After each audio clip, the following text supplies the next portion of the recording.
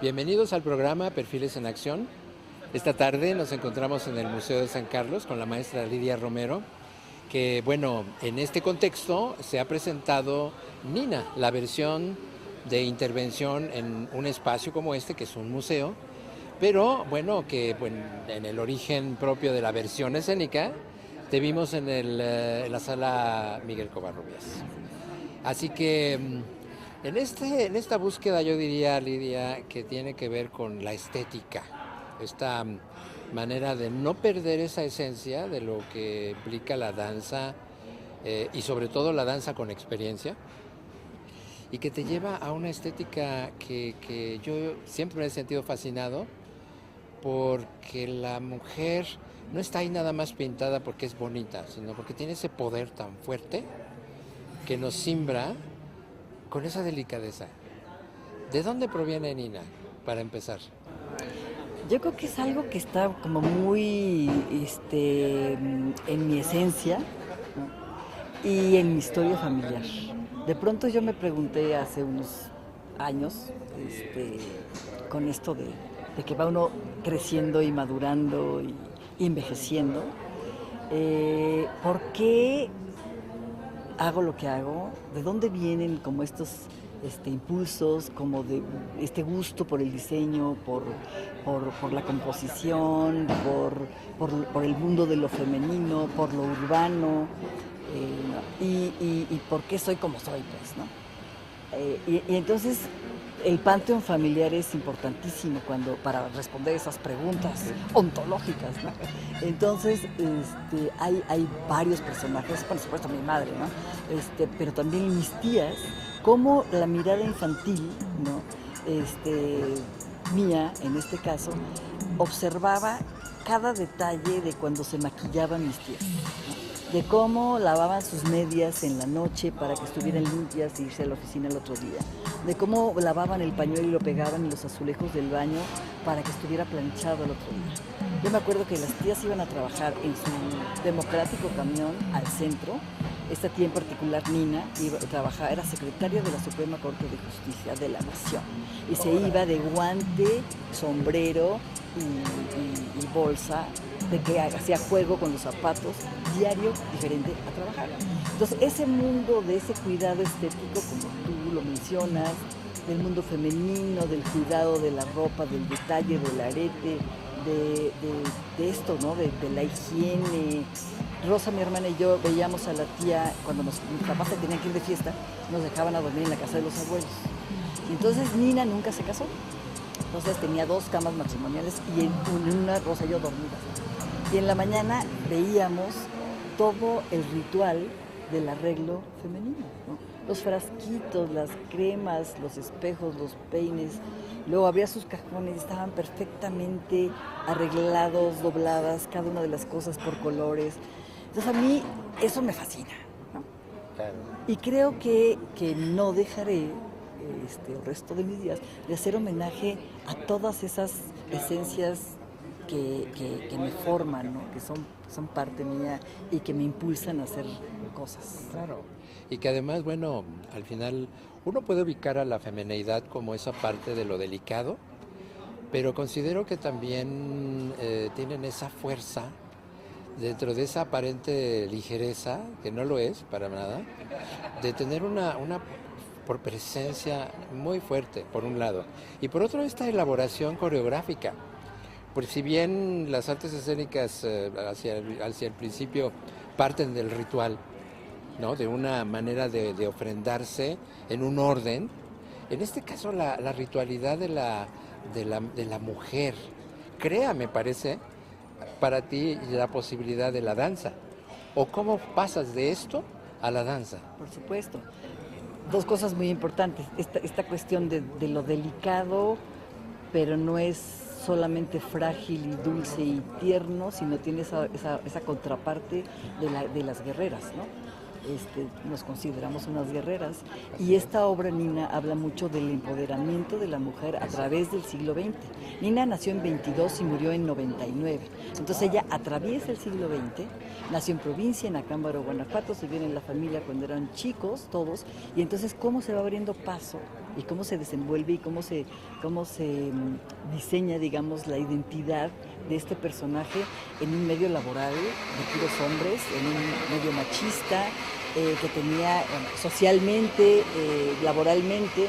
Nina viaja a Europa varias veces, muy joven, se va en el Queen Mary, ahorra su dinero que gana trabajando en la Suprema Corte, y entonces cómo se desenvuelve y cómo se empodera un personaje femenino que paralelamente con el desarrollo del país, del México posrevolucionario, ¿no? Cómo cambiamos los tractores por los Cadillacs, cómo se viene esa migración del campo a la ciudad, cómo se va industrializando el país, ¿no? López Mateos y lo internacional. Entonces todo eso sucede, es el entorno, digamos, el contexto donde Nina se desarrolla, y junto con ella todas las mujeres del siglo XX que son nuestro antecedente. Bueno, pues al final, como ante, vamos a decir, el siglo XXI, mujeres del siglo XXI, ¿cómo lograste tú entonces reconectar esto? Y sobre todo con las intérpretes, que además, bueno, no son intérpretes, digamos, que tengan poca experiencia, sino que, bueno, tú sabes escoger a tus intérpretes. ¿Cómo trasladaste eso ya a la hora de decir, vamos a hacer esto y llegar pues a esa esencia a través de tus intérpretes? Fíjate que yo pensé que iba a ser más fácil porque, bueno, tengo muchísima información de primera mano, de mis observaciones de niña, de chica. Revisamos por fotos, por supuesto, postales que mandaba de sus viajes, los guantes, los objetos, ¿no? Toda esa parte como de la ritualidad. Y yo pensé que tenía yo tanta información y es un personaje tan cercano, ¿no? De la familia, del panteón familiar, que iba a ser un poco más sencillo. Pero justamente trasladar esa esencia sin, digamos, como de una manera abstracta, hacer el trabajo como de la abstracción de eso, para alejarlo de la literalidad, ¿no? Y de lo obvio, no fue tan sencillo, ¿no? Por ejemplo, hay un solo que yo hago que es precisamente cómo yo observaba a Nina en su coqueta, que era su tocador, ¿no? Y entonces, cómo esencialmente son las manos, ¿no? La gestualidad de las manos con delicadeza, haciendo referencia a frascos, a ungüentos, a perfumes, a no sé qué, ¿no? Entonces, bueno, y por supuesto que las intérpretes son una parte fundamental de la obra. No puede ser cualquier gente, ¿no? Por un lado nos conocemos bastante bien, que son Rocío Flores, Mirna de la Garza, Martelina Welch, Luisa González y Cintia René Portes. Todas hemos trabajado juntas en varios proyectos, con Rocío por supuesto mucho más tiempo atrás, con Mirna también, con Martel es más reciente, pero tenemos una historia en común, contigo también, de que es la licenciatura, y ahí nos empezamos a conocer. Y bueno, y cada una de ellas de algún modo es una etapa de la vida de Nina, ¿no? Hay dos intérpretes que son mucho más jóvenes que nosotros, ¿no? En realidad somos tres generaciones, la mía, que soy yo, y después otra generación que sigue, y una generación más joven. Entonces, ese rango como de edades y de experiencias le da mucha riqueza a la obra, ¿no? Porque cada intérprete tiene su propia lectura, ¿no? Aunque tenemos una lectura en común de la moda, de los objetos, de los guantes, de cómo se pone el guante, etcétera, de lo que implica, ¿no? Traer guantes, que ya no son un artículo que se use comúnmente, ¿no? Claro. Fíjate, y ya casi ya vamos a cerrar, pero no puedo dejarte de preguntar. Ante el panorama que estamos viviendo en estos momentos ya de transición hacia lo que esperamos sea un cambio. La cuarta La cuarta o la quinta o la que realmente tengamos que hacer. Y que vamos a hacer todos. Exacto, la danza ante temáticas como esta.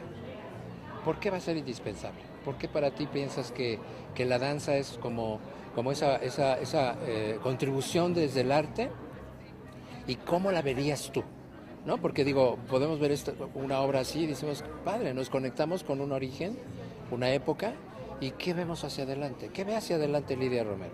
Yo creo que el aspecto de la memoria y de la historia, tanto del país como de la ciudad, como de la sociedad y de manera personal es fundamental. O sea, tú no puedes pensar en el futuro si no tienes esta mirada hacia atrás en la historia, eso que se llama espesura histórica, ¿no? Que me gusta muchísimo. ¿Cómo puedes estar plenamente en el presente y tomar las decisiones adecuadas si no tienes esa mirada hacia atrás, hacia tu historia y hacia adelante, ¿no? Entonces yo creo que no es cuestión de modas, sino es una cuestión de ser congruente y consecuente con tu vida, con tu mirada, con lo que has hecho hasta ahora, con una claridad de cómo contribuye el arte en la transformación de la sociedad. Creo que los lenguajes abstractos capturan las esencias, y eso es lo importante, ¿no? Que nosotros no hablamos de cosas obvias, ni son panfletos políticos, sino son discursos muy elaborados que tienen un fundamento en la tradición, en la historia, en lo contemporáneo, en lo de vanguardia, ¿no? Creo que no tiene tiempo. Que hablemos de la mujer del siglo XX no es que sea una obra pasada de moda, ¿no?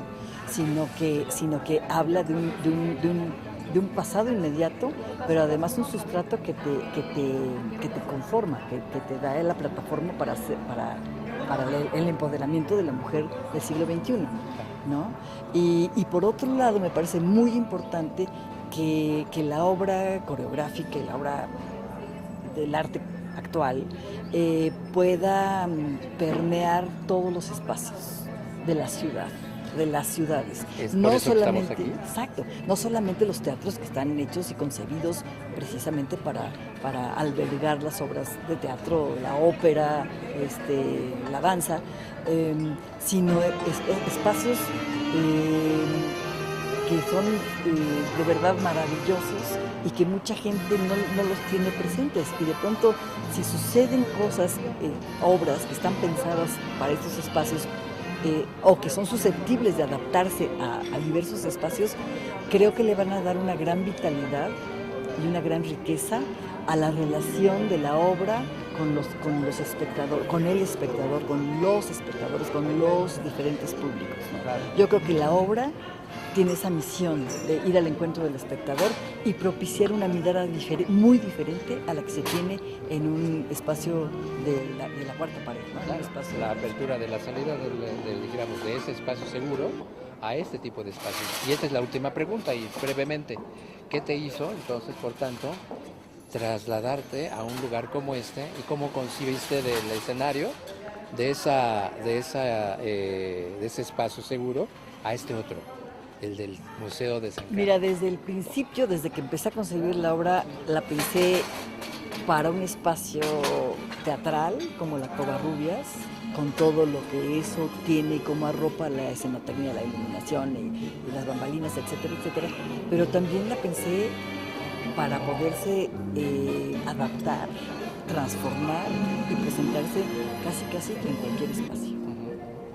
Pero en particular, ¿por qué te interesó? En particular fue una muy agradable sorpresa, porque lo conocíamos, pero cuando lo venimos a visitar por primera vez para la obra, nos hicieron un recorrido, bueno, desde que entras al patio oval y la escalera de Tolsá, y arquitectónicamente es sorprendente, y nos empezamos a imaginar cada una de las escenas en las diferentes salas.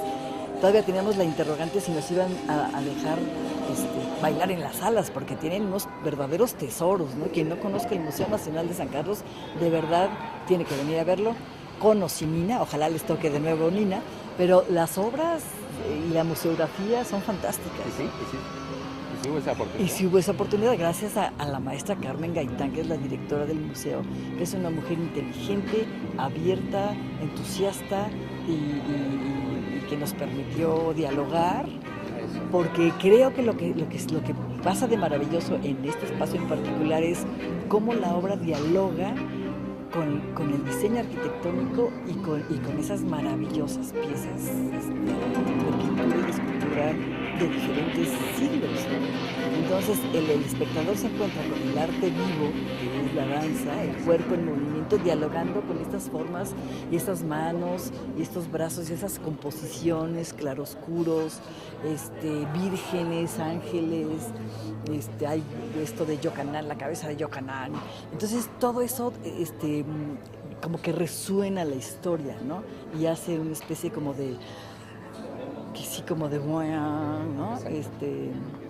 Exacto, es una resonancia pues de la historia, de lo pictórico, de esas miradas de los artistas de otras épocas que se encuentran con una obra actual. Pues sí, principalmente de diálogos es que está hecho, de respuestas ante otros artes y por supuesto ante una sociedad que nos sigue y que pues está atenta a propuestas como esta de la maestra Lidia Romero con la compañía El Cuerpo Mutable, teatro de movimiento. Y que pues se ha presentado aquí también en el Museo de San Carlos, así como en la Sala Miguel Covarrubias, que hemos visto por supuesto algunos fragmentos y como culminaremos justamente esta entrevista. Muchísimas gracias, Lidia. Muchas gracias y también. Y muchísimas gracias a ustedes. Nos vemos hasta la próxima.